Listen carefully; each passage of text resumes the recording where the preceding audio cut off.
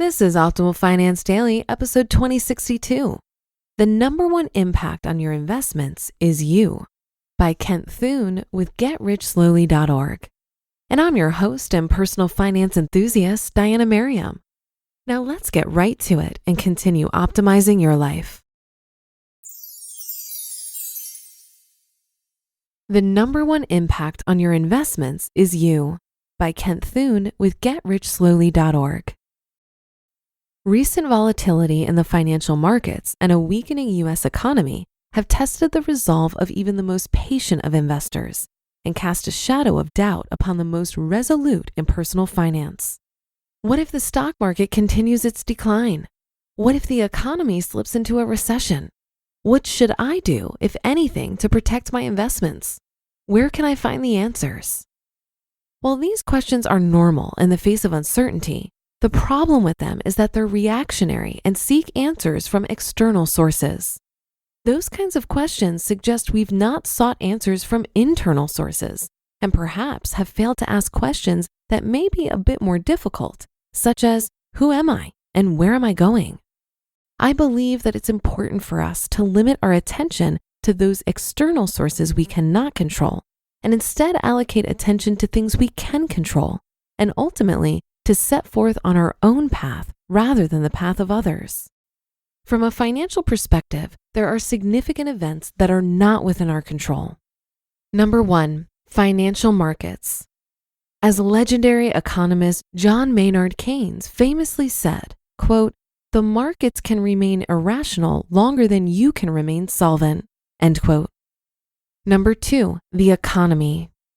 As with financial markets, the economy moves in cycles. That's about where our absolute knowledge ends. To paraphrase Mark Twain, history may rhyme, but it does not repeat itself. And number three, government actions. Fiscal acts such as tax rates, monetary acts such as interest rates, and geopolitical acts such as foreign government have an incredible impact on the big picture of our finances, but no individual has any meaningful control over them. There are, however, many items that are within our control as investors. Number one, asset allocation. We have the power to select a diversified mix of stocks, bonds, and cash. We also have the ability to control investment selection and investment types, such as mutual funds versus individual securities, index funds versus actively managed funds, or even the use of life cycle funds. Number two, holding period. While timing the market is a fool's game, time in the market is prudent. Based on history, between 80% and 90% of the returns attributable to market performance come from just 2 to 7% of the time in the market. Miss the market's greatest moves and you're doomed to underperformance. And number three, savings rate. This is a no-brainer. All other things being equal, increasing the amount you're saving or investing will have a much larger impact on your long-term account value than the market movements or economic activity. Of course, in order to have a positive savings rate, we must spend less than we make. All of these controllable determinants of investing depend on your goals, objectives, tolerance for risk, and time horizon. None of these can be accurately determined without asking those challenging questions. Who am I and where am I going?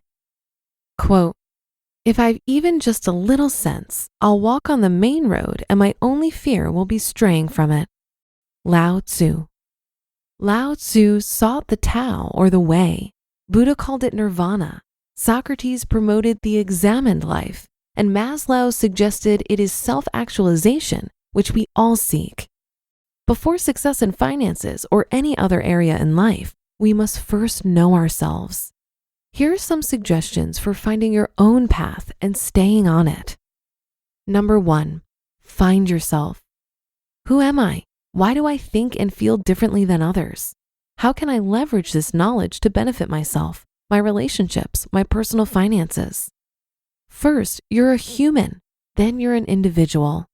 For understanding of yourself as a human, I suggest the book Emotional Intelligence, Why It Can Matter More Than IQ by Daniel Goleman. For understanding yourself as an individual, I suggest the online version of the Myers-Briggs Type Indicator. These are only beginnings. Self-awareness is a lifelong pursuit. Seek information that will enhance knowledge of yourself. Number 2, define yourself. Our path may be easily diverted by social conventions and language. For example, what's your definition of retirement? Where did your definition come from? Is your ultimate financial goal financial freedom? What is your definition of freedom? Define other words for yourself as well, such as rich, wealth, success, strength, weakness, and happiness. Otherwise, you're following the definition of others. Number 3, allocate attention. Meaning, happiness, and control in our lives best derive from internal sources. So how do we limit external noise? A good start is with our informational media consumption, such as television, internet, and paper media. If we're consumers of information, we must stop to think of what it is that information consumes. Our attention. Were you seeking the information or was it seeking you? Be aware that information sources, especially those that are in the business of selling advertising, are trying to capture your attention. Capture your own attention first by creating a portfolio of information sources.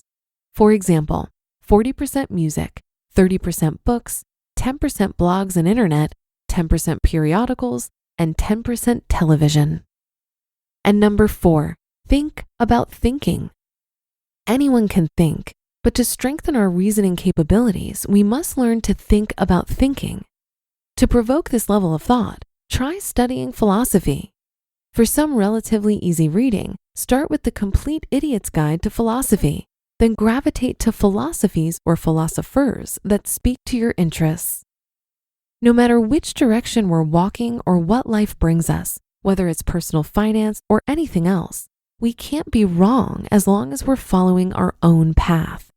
We will make mistakes, of course, but they will be our own. And because of our self-awareness, they'll help us to grow stronger and to continue in the right direction. You just listened to the post titled, "The Number One Impact on Your Investments is You" by Kent Thune with GetRichSlowly.org. I think focusing on the things you can control when it comes to investing is a great way to manage the fear many of us have about losing money. I was talking to my friend Sarah Catherine Gutierrez the other day, who's a CFP, and she assured me that investing is the really easy part when it comes to money. The much harder part is money management and actually having enough of a gap between your income and expenses to put towards investments. We need to expect volatility. The stock market is a roller coaster. That's just how it works. But if we're in it for the long haul and we're properly diversified, we're going to be fine. One thing that makes me feel slightly better about any lack I have in being a savvy investor is that I make up for it with the amount I'm investing. I could probably drive myself crazy diving into investment strategies that get the absolute best return. But matching the overall market return through index fund investing is going to get me to my financial goals. So spending time and energy trying to beat the market doesn't appeal to me. Think of it this way. If person A saves $100 with a 50% return and person B saves $150 with a 10% return, who's better off? Person B. And that should do it for today. Have a happy rest of your day, and I'll see you on the Thursday show tomorrow, where your optimal life awaits.